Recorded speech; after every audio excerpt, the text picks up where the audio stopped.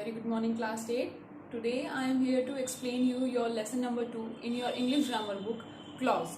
बेटा आज हम clause के बारे में पढ़ेंगे इस चैप्टर में. clause वर्ड सुनने में ही थोड़ा सा डिफ़िकल्ट है. मैं आपको पहले क्लियर कर दूँ, ये चैप्टर थोड़ा सा डिफ़िकल्ट है और आपके सिलेबस में दिया गया है, लेकिन इनकम्प्लीट इन्फॉर्मेशन है आपकी बुक में. इस चैप्टर में मैं आपको एक्स्ट्रा भी पढ़ाऊँगी इस वीडियो में, और आपको ये चैप्टर हो सकता है इस वीडियो से ना भी समझ में आए, तो घबराइएगा नहीं. ये चैप्टर इतना इम्पोर्टेंट नहीं है. स्टिल मैं इस चैप्टर को फिर भी करवा रही हूँ. Okay, now let's start with this chapter. सबसे पहले क्लॉज.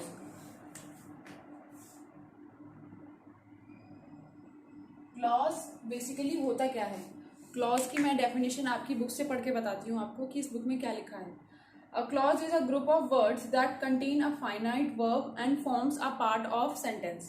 इसमें ये लिखा है कि clause जो है उसमें एक finite verb होती है और forms a part of sentence. अब इसको पढ़ने के बाद आप लोग कंफ्यूज हो गए होंगे. forms a part of sentence. जब भी हम कोई सेंटेंस बनाते हैं, मैंने आपको लेसन नंबर 1 में पढ़ाया था फ्रेज और क्लॉज. फ्रेज और क्लॉज में क्या डिफरेंस होता है? Phrase is something that is incomplete in itself, यानी कि वो सेंटेंस तो होते हैं अपने आप में, लेकिन वो थोड़ा सा इनकम्प्लीट होता है. उसको कंप्लीट होने के लिए किसी और सेंटेंस पे डिपेंड होना पड़ता है. That is phrase. वो इनकम्प्लीट इन्फॉर्मेशन देते हैं. अब नाउ क्लॉज. हमें इस चैप्टर में क्लॉज के बारे में पढ़ना है और क्लॉज के टाइप्स और सबऑर्डिनेटिंग क्लॉज, कोऑर्डिनेटिंग क्लॉज. अब उनके भी आगे की टाइप्स भी पढ़ेंगे हम इसमें. अब क्लॉज क्या होता है? Clause is a group of words that contains finite verbs and forms a part of sentence. इसमें सबसे पहले आप ये जान लीजिए कि इसमें एक finite verb होती है, एक predicate भी होता है, और ये sentence का part होता है और अपने आप में complete information देता है. ये अपने आप में complete होता है. I am repeating this again. ये part अपने आप में complete होता है और इसे किसी पे depend होने की ज़रूरत नहीं होती है. ठीक है. For example, they rested when evening came. पहले मैं इसकी डेफिनेशन लिख देती हूँ ताकि आपको क्लियर हो जाए. Clause is a group of words that contains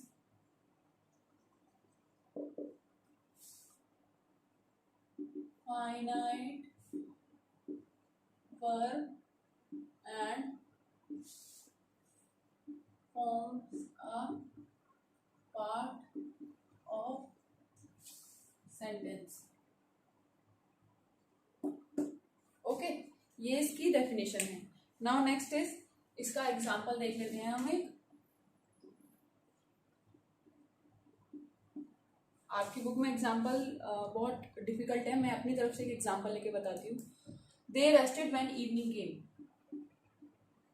they rested when evening came. तो आप मुझे इसमें बता सकते हैं फाइंड आउट करके कि इसमें कौन सी चीज क्लॉज है. और पहले तो इसको पढ़ने के लिए, इसको ब्रेक करने के लिए आपको इसके टाइप्स आने की बहुत ज़रूरी है. मैं अभी आपको इस वीडियो में आगे आपके टाइप्स पढ़ाऊंगी. फिलहाल मैं आपको इसको बता देती हूँ कि इसमें कौन सा इसमें क्लॉज है और कौन सा इसमें क्लॉज नहीं है. तो ये जो वर्ड है व्हेन इवनिंग केम, ये हमारा क्लॉज है, और दे रेस्टेड यहाँ पे हमारा प्रिंसिपल क्लॉज है. अब इसको आप छोड़ दीजिए फिलहाल. अभी हम ऐसे ही छोड़ देते हैं. हमें सिर्फ इसमें ये फाइंड आउट करना था कि क्लॉज क्या है. तो क्लॉज मैंने आपको बताया व्हेन इवनिंग केम. तो यहाँ पे इवनिंग क्या है हमारा? एज अ सब्जेक्ट, और केम क्या है हमारा? As a predicate. और ये जो पूरा है हमारा, ये क्या है? एज अ क्लॉज वर्क कर रहा है. ओके, अब हम आगे इसमें मैं आपको पढ़ा देती हूँ टाइप्स ऑफ क्लॉज. आपकी बुक में सीधे direct kinds of subordinating clause दे रखे हैं, लेकिन आपको उसको पढ़ने के लिए उससे पहले आपको टाइप्स ऑफ क्लॉज भी पढ़ने पड़ेंगे. इसमें ये काइंड्स, आपकी जो बुक है ग्रामर की लेसन नंबर 2 जो दे रखा है उसमें काइंड्स ऑफ सबऑर्डिनेटिंग क्लॉज दे रखे हैं. आप ध्यान से देखो अपनी बुक पे, देखिए ये लिखा हुआ है यहाँ पे, kinds of subordinating clause. Okay, लेकिन काइंड्स ऑफ सबऑर्डिनेटिंग क्लॉज पढ़ने के लिए उससे पहले आपको काइंड्स ऑफ क्लॉज भी आने चाहिए। जब तक आपको क्लॉज की प्रॉपर इंफॉर्मेशन नहीं होगी तो आप सबऑर्डिनेटिंग क्लॉज कैसे पढ़ोगे। अब मैं आपको पढ़ाती हूँ क्लॉज के टाइप्स ऑफ क्लॉज। 1 2 3 टाइप्स के क्लॉज होते हैं। एक होता है हमारा प्रिंसिपल क्लॉज, जिसको हम मेन क्लॉज भी बोलते हैं और इंडिपेंडेंट क्लॉज भी बोलते हैं। Is that clear?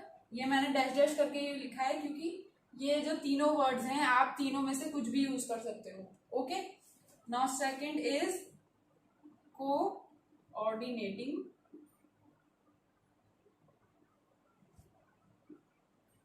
Clause and third is हमारा सब ऑर्डिनेटिंग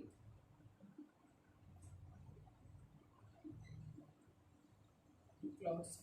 अब आपको समझ में आ गया। टोटल पहले हम इन तीनों टाइप्स को पढ़ेंगे, फिर इसके बाद सब ऑर्डिनेटिंग क्लॉज के 3 पार्ट और दे रखे हैं, नाउन क्लॉज, एडजेक्टिव क्लॉज और third is our adverb clause. Actually my blackboard is थोड़ा छोटा, इसलिए थोड़ा सा डिफिकल्टी हो सकती है। आप इस वीडियो को, मैं इसको थोड़ा सा कैमरे को डिलीट कर देती हूँ। आप देखो इसमें noun clause, adjective clause, adverb clause. अब मैं एक बार दोबारा से पढ़ा दूँ, आपको बता देती हूँ। हमने जो अभी तक पढ़ा है इसमें ये पढ़ा है हमने क्लॉज। क्लॉज के टाइप्स होते हैं 3, प्रिंसिपल क्लॉज, कोऑर्डिनेटिंग क्लॉज और सबऑर्डिनेटिंग क्लॉज। और आपकी बुक में डायरेक्टली क्लॉज का डेफिनेशन देने के बाद काइंड्स ऑफ सबऑर्डिनेटिंग क्लॉज दे दिए, जो कि टेक्निकली रॉन्ग है। आपको पहले ये तीनों क्लॉज भी पढ़ने होंगे, उसके बाद आपको मैं सबऑर्डिनेटिंग क्लॉज पढ़ाऊंगी। आई नो ये चैप्टर बहुत डिफिकल्ट है और थोड़ा इतना इंपॉर्टेंट भी नहीं है, स्टिल मुझे ये चैप्टर कराना होगा, तो आप इस वीडियो को थोड़ा ध्यान से देखिएगा बेटा। Okay, so now let's start with the types of clause. सबसे पहले हम पढ़ेंगे यहाँ पे प्रिंसिपल क्लॉज। सबसे इजी है ये वाला क्लॉज। मेरे को थोड़ा एक्चुअली कोऑर्डिनेटिंग क्लॉज ज़्यादा इजी लगता है, लेकिन फिर भी पढ़ाने तो मुझे सारे ही पढ़ेंगे। सबसे पहले आता है प्रिंसिपल क्लॉज। इसको मैंने आपको ब्रैकेट में लिख देती हूँ मैं यहाँ पे। मेन भी बोलते हैं और इंडिपेंडेंट भी बोलते हैं, पेंडेंट। ओके, इसको हिंदी में हम क्या लिखेंगे? अर्थ स्पष्ट होता है। It means having independent meaning and main verb of sentence. इसमें क्या होता है, ये जो प्रिंसिपल क्लॉज होता है, जब भी आप सेंटेंस में फाइंड करोगे तो ये अपने आप में कंप्लीट होता है। इंडिपेंडेंट का मतलब ही होता है किसी पे डिपेंड ना होना। ये अपने आप में कंप्लीट होता है। इसे किसी पे कंप्लीट होने के लिए या अपना अर्थ बताने के लिए किसी भी अदर क्लॉज पे डिपेंड होने की ज़रूरत नहीं है। इसके आप अगर पॉइंट्स में लिखोगे तो लिखोगे independent and having main verb of sentence. Okay, ये एक तरीके से इसको कह सकते हो। अगर आपको प्रिंसिपल क्लॉज डिफाइन करना हो तो आप ये लिख सकते हो, it is independent and having main verb of sentence. Now अब या फिर आप ये लिख सकते हो, it does not depend on other clause for its meaning. It does not depend on other clause for its meaning. Okay, अब हम इसका एग्जाम्पल देख लें। मैं पहले वाला ही एग्जाम्पल उठाऊंगी जो मैंने आपको क्लॉज पढ़ाते वक्त लिया था। दे रेस्टेड व्हेन इवनिंग केम। अब आपको शायद समझ में आ गया होगा कि मैंने यहाँ पे प्रिंसिपल क्लॉज क्यों लिखा था दे रेस्टेड के आगे। अब सबसे पहले हम इसको डिवाइड कर लेते हैं कि कौन सा इसमें इंडिपेंडेंट है और कौन सा इसमें डिपेंडेंट है। आपको सेंटेंस में सबसे पहले ये छांटना आना चाहिए, ये डिफरेंशिएट करना चाहिए कि कौन सा पार्ट इसमें, कौन सा क्लॉज इसमें डिपेंड कर रहा है और कौन सा डिपेंड नहीं कर रहा है। तो सिंपली सी बात है, ये जो पार्ट है ये हमारा प्रिंसिपल क्लॉज है या फिर इंडिपेंडेंट क्लॉज है या फिर मेन क्लॉज है। मैंने शॉर्ट फॉर्म में लिखा है पीसी, आईसी या फिर एमसी। और ये जो पार्ट है हमारा ये डिपेंडेंट क्लॉज है। आई होप आपको अब ये समझ में आ गया होगा थोड़ा थोड़ा कि जो सॉरी कैसे दे रेस्टेड व्हेन इवनिंग केम, उन्होंने आराम किया। ये पार्ट अपने आप में कंप्लीट है, इसे किसी और चीज पे डिपेंड होने की जरूरत नहीं है क्योंकि ये इंफॉर्मेशन कंप्लीट दे रहा है कि उन्होंने आराम किया। ओके, अब इसको अगर हम इस सेंटेंस को पूरा पढ़ें और आगे का पार्ट पढ़ें तो ये डिपेंड है इस पे। व्हेन इवनिंग केम, सपोज हमने इस पार्ट को छोड़ दिया, अब हम चलो इस पार्ट को पढ़ते हैं। ओके, व्हेन इवनिंग केम, जब शाम आई, तो ये अपने आप में कंप्लीट है? नो, ये इनकम्प्लीट इंफॉर्मेशन दे रहा है, इसलिए ये हमने इसको क्या लिखा है, डिपेंडेंट क्लॉज। ये इस पर डिपेंड है ताकि ये अपने आप को, अपने मीनिंग को कंप्लीट कर सके। और ये जो पार्ट है सिर्फ इतना सा दे रेस्टेड, ये हमारा कंप्लीट मीनिंग दे रहा है, इसे किसी पे डिपेंड होने की जरूरत नहीं है, इसलिए ये प्रिंसिपल क्लॉज है या इंडिपेंडेंट क्लॉज है या मेन क्लॉज है। अब आपको समझ में आ गया इस एग्जाम्पल में कि मैंने यहाँ पे प्रिंसिपल क्लॉज यानी कि पीसी क्यों लिखा था, और ये वाला जो पार्ट था इसमें दे रेस्टेड। देखो जो रेस्ट है यहाँ पे, रेस्ट मीन्स यानी कि वो आराम कर रहे हैं, तो यहाँ पे जो मेन वर्ब है इस सेंटेंस में, जो मेन वर्ब है वो भी आ गई है हमारी रेस्टेड, और ये अपने आप में कंप्लीट है, तो ये हो गया हमारा प्रिंसिपल क्लॉज या इंडिपेंडेंट क्लॉज। ओके, ये प्रिंसिपल क्लॉज आपका यही कंप्लीट होता है। अब मैं नेक्स्ट आपको पढ़ाऊंगी इसमें coordinating clause. Now next is our number 2, coordinating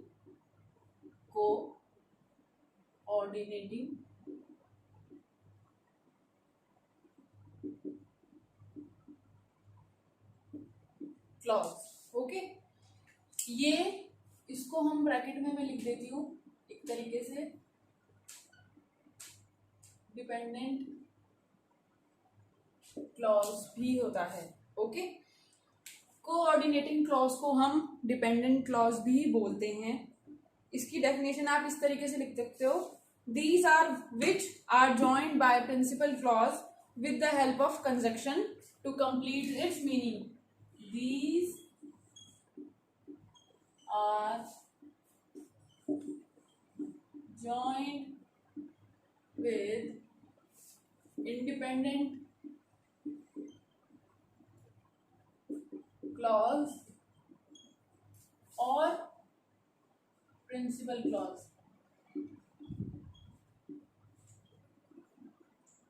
to complete its meaning with the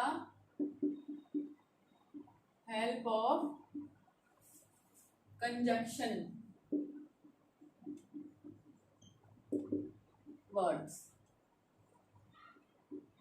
अब यहाँ पे कंजक्शन वर्ड में आपने कैसे ऐड ऑन कर दिया। कंजक्शन से आप लोग जानते हैं वो वर्ड्स होते हैं जो सेंटेंस को ज्वाइन करते हैं आपस में। ओके, सिंपल लैंग्वेज में कंजक्शंस को यही बोला जाता है।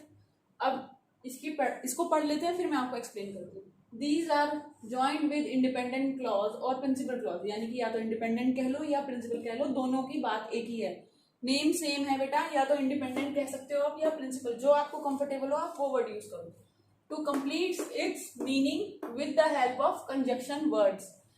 जो कोऑर्डिनेटिंग क्लॉज होते हैं वो बेसिकली प्रिंसिपल क्लॉज या इंडिपेंडेंट क्लॉज से जॉइंट होते हैं कंजक्शन वर्ड से अपना मीनिंग को कंप्लीट करने के लिए, यानी कि जो कोऑर्डिनेटिंग क्लॉज होंगे वो इनकम्प्लीट होते हैं, उनको कंप्लीट होने के लिए प्रिंसिपल या मेन क्लॉज से या इंडिपेंडेंट क्लॉज से ज्वाइन होना पड़ता है कंजक्शन वर्ड से। ओके, अब कौन कौन से कंजक्शन वर्ड्स हैं जिनकी हेल्प से ये सिर्फ कोऑर्डिनेटिंग क्लॉज ज्वाइंट होते हैं? कोऑर्डिनेटिंग कंजक्शंस कौन कौन से हैं देख लेते हैं एक बार। आपकी बुक में ये सब चीजें नहीं दी हैं, ये मैंने अपने नोट्स बनाए हैं, उससे प्रिपेयर करके आपको मैं पढ़ा रही हूँ, क्योंकि आपकी बुक में ये सब है ही नहीं, आपको डायरेक्टली दे दिया है, ये सब आपकी बुक में नहीं मिलेगा आपको ढूंढने पे भी। मैं आपको ये नोट्स बना के प्रिपेयर करके पढ़ा रही हूँ, आप इसको ज्यादा वो मत लेना, आप जितना मैं पढ़ा रही हूँ वीडियो में उतना ही पढ़ो आप, ठीक है बेटा। अब देखो, and, but, if, so, yet, और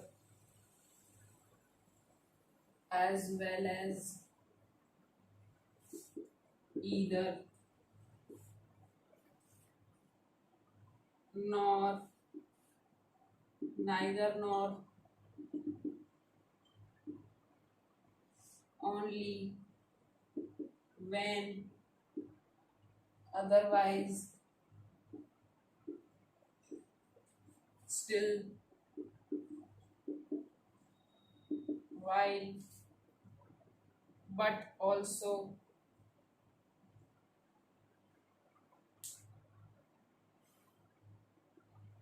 whereas, और nevertheless। जितने भी सारे वर्ड्स मैंने आपको नोट डाउन कराए हैं आपकी ये ब्लैक बोर्ड पे, ये सारे वर्ड्स जो हैं आपके कोऑर्डिनेटिंग कंजक्शन वर्ड्स हैं। इन वर्ड्स की हेल्प से आपका जो कोऑर्डिनेटिंग क्लॉज होगा वो इंडिपेंडेंट क्लॉज से ज्वाइन होगा।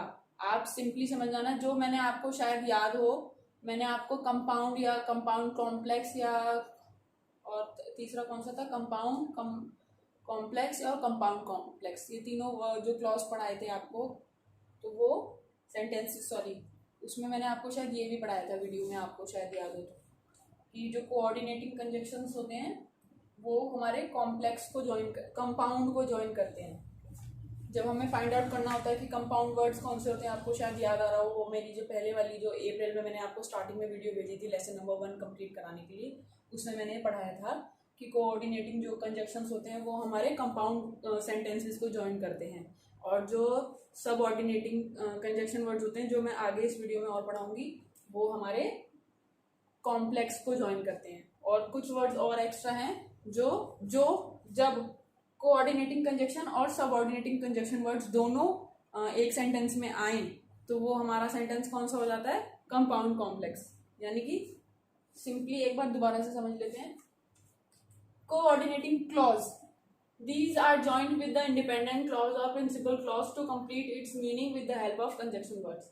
ये जो होते हैं कोऑर्डिनेटिंग क्लॉज, ये डिपेंड होते हैं इंडिपेंडेंट क्लॉज पे अपने आप को कंप्लीट मीनिंग देने के लिए, और ये जॉइंट होते हैं उससे कंजक्शन वर्ड से। कौन कौन से कंजक्शन वर्ड्स हैं, इनको हम जो वर्ड्स कोऑर्डिनेटिंग क्लॉज को ज्वाइन करने के लिए यूज होते हैं, हम उनको कोऑर्डिनेटिंग कंजक्शन वर्ड्स बोलते हैं। अब आप इन दोनों में कंफ्यूज ना हो जाएगा, ये कोऑर्डिनेटिंग क्लॉज ही पढ़ा रही हूं मैं, लेकिन इसमें कौन कौन से वर्ड्स हैं, कौन कौन से कंजक्शंस हैं जो यूज होते हैं इंडिपेंडेंट क्लॉज से इसको ज्वाइन करने के लिए। And, but, if, so, yet, as well as, either, nor, neither nor, only, when, otherwise, still, while, but also, whereas, nevertheless, ये सारे वर्ड्स जो हैं कोऑर्डिनेटिंग कंजक्शन वर्ड्स हैं। आप अभी कॉम्प्लेक्स और कंपाउंड वाले पार्ट को डिलीट कर दो, सोच दो कि मैंने उसके बारे में कुछ बताया नहीं आपको, वो चैप्टर 1 में था, उसको छोड़ दो अभी। ये हो गया हमारा। अब हम इसका एक एग्जाम्पल देख लेते हैं।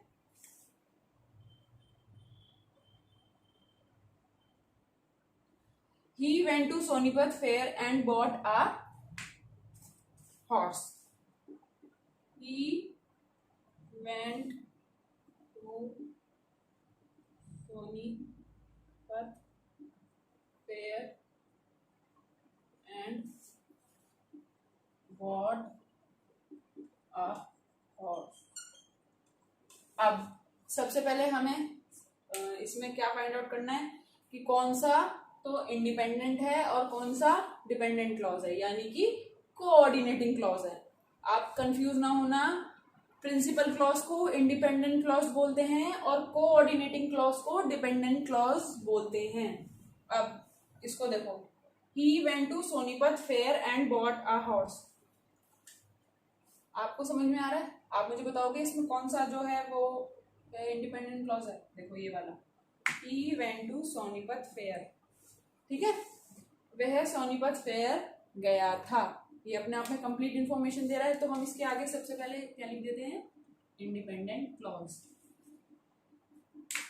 एंड बॉट अ हॉर्स, ये हमारा हो गया डिपेंडेंट क्लॉज। देखो इसमें एंड जो है हमारा कंजक्शन वर्ड है, ठीक है, और conjunction word bot a horse, horse खरीद के लाया, हॉर्स खरीद के लाया, कंप्लीट इंफॉर्मेशन दे रहा है अपने आप में, नहीं दे रहा ना। तो ये जो क्लॉज है ये इंडिपेंडेंट यानी कि कोऑर्डिनेटिंग क्लॉज है हमारा ये वाला, एंड बॉट अ हॉर्स। और ये अपने आप को कंप्लीट मीनिंग देने के लिए इस वाले इंडिपेंडेंट क्लॉज से ज्वाइन है, किसकी मदद से, एंड वर्ड की मदद से। अब आपको समझ में आ गया कि कोऑर्डिनेटिंग क्लॉज कौन से होते हैं। एक बार फिर दोबारा देख लो, he went to Sonipat fair and bought a horse, वह सोनीपत फेयर गया था, ये कंप्लीट है, इंडिपेंडेंट क्लॉज है, इसको किसी पे डिपेंड होने की जरूरत नहीं है। एंड बॉट अ हॉर्स, ये डिपेंडेंट क्लॉज है। एंड बॉट अ हॉर्स को अगर हम कंप्लीट करें इस इस वाले इंडिपेंडेंट क्लॉज से ज्वाइन करने से, तो ये अपने आप में एक कंप्लीट सेंटेंस हो जाएगा, यानी कि एक इंडिपेंडेंट और एक डिपेंडेंट क्लॉज। एंड क्या है हमारे यहाँ पे, कंजक्शन वर्ड, जिसकी मदद से ये दोनों सेंटेंस दोनों क्लॉजेस ज्वाइन है। तो इसमें हमारा कौन सा, ये वाला क्लॉज कौन सा हो गया, and bought a horse, coordinating clause या इंडिपेंडेंट क्लॉज। ओके, अब हम नेक्स्ट पढ़ेंगे इसमें सबऑर्डिनेटिंग क्लॉज। सो अब हम पढ़ेंगे नंबर 3, सबऑर्डिनेटिंग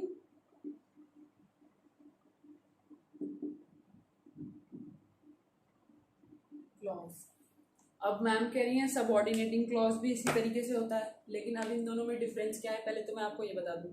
कोऑर्डिनेटिंग क्लॉज में और सबऑर्डिनेटिंग क्लॉज में डिफरेंस होता है ये कि जो कोऑर्डिनेटिंग क्लॉज में जो वर्ड्स ऐड हो रहे होते हैं, यानी कि इंडिपेंडेंट क्लॉज से जो ज्वाइन हो रहे होते हैं वो इक्वल होते हैं, यानी कि वो अपने आप में इक्वल होते हैं, समान श्रेणी के होते हैं।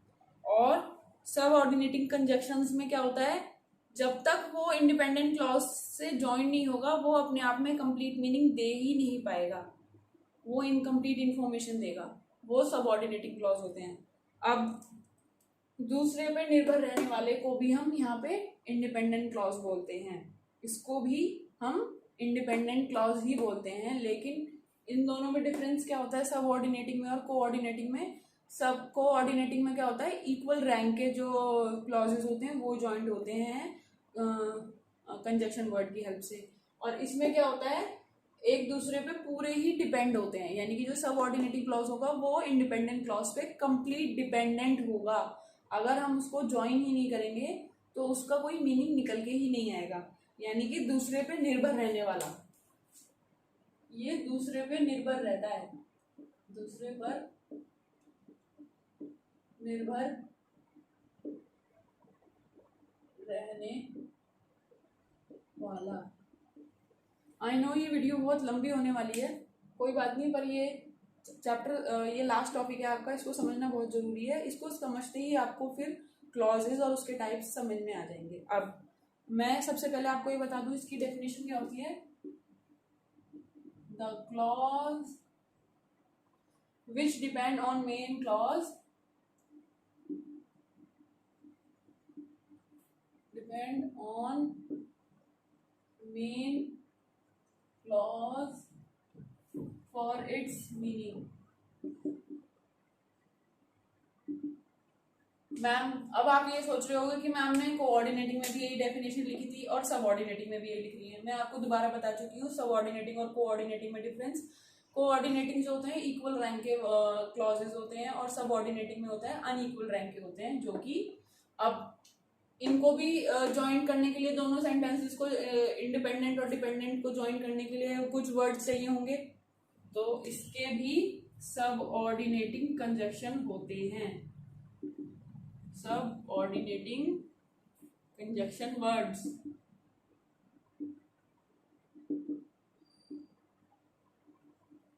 which helps to join independent and subordinating clause. कौन कौन से हैं मैं आपको बता देती हूँ. As, because, since, if, though, although,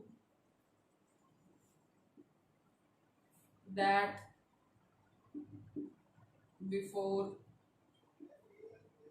after,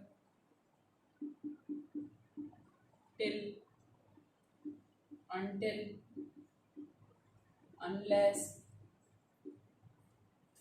as long as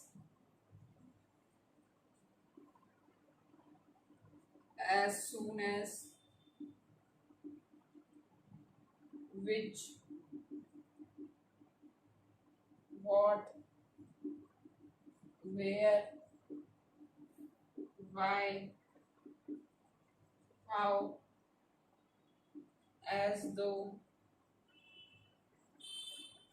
etc. ठीक है, तो ये सारे जितने भी वर्ड्स हैं आपके, ये सबऑर्डिनेटिंग कंजक्शन वर्ड्स हैं. अब आपको समझ में आ गया होगा. कोऑर्डिनेटिंग कंजक्शन, कोऑर्डिनेटिंग क्लॉज को ज्वाइन करने के लिए आपको कोऑर्डिनेटिंग कंजक्शन वर्ड्स होते हैं. अब आपको ये याद रखने पड़ेंगे, सबऑर्डिनेटिंग कंजक्शन वर्ड्स कौन से हैं और कोऑर्डिनेटिंग कंजक्शन वर्ड्स कौन से हैं. इजी होता है बहुत. अगर आपको ये वर्ड्स याद रह जाएं कि सबऑर्डिनेटिंग कंजक्शन में ये वर्ड्स अगर आ रहे हैं, तो ये सीधे सीधे कौन सा सेंटेंस है, सबऑर्डिनेटिंग वाला सेंटेंस है, सबऑर्डिनेटिंग क्लॉज है. और अगर उसमें कोऑर्डिनेटिंग कंजक्शन आ रहा है तो वो हमारा कोऑर्डिनेटिंग क्लॉज है. कोऑर्डिनेटिंग कंजक्शन वर्ड्स अगर आ रहे हैं जो मैंने आपको पहले लिखवाए थे कोऑर्डिनेटिंग क्लॉज में, तो वो हमारा कोऑर्डिनेटिंग क्लॉज हो जाता है. और सबऑर्डिनेटिंग कंजक्शन वर्ड्स अगर ये सेंटेंस में आ रहा है उसको ज्वाइन करने के लिए मेन क्लॉज से या प्रिंसिपल क्लॉज से, तो वो हमारा हो जाता है सबऑर्डिनेटिंग क्लॉज. अब आपको ये समझ में आ गया होगा कि सबऑर्डिनेटिंग प्रिंसिपल और कोऑर्डिनेटिंग क्लॉज में क्या डिफरेंस होता है. उसकी हेल्प से ही आप ये एक्सरसाइज को कंप्लीट कर पाओगे. जो आपका जो काइंड्स ऑफ सबऑर्डिनेटिंग क्लॉज है वो आपके लिए सिलेबस में इम्पॉर्टेंट नहीं है, इसलिए मैं आपको वो नहीं करा रही हूँ. आपको सिर्फ यही चीज पढ़नी है और इसी से रिलेटेड आपकी जो एक्सरसाइज है वो बुक में दी गई है. आपके लिए ये चैप्टर आज यही फिनिश होता है. सॉरी, उससे पहले मैं इसका एक एग्जाम्पल करा देती हूँ. इसके लिए आपको एग्जाम्पल है,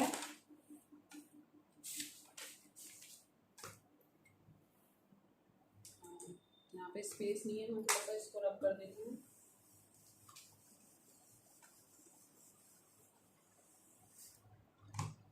He went to market.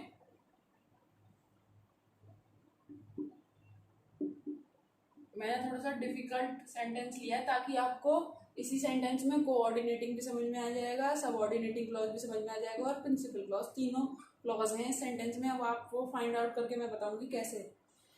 He went to market and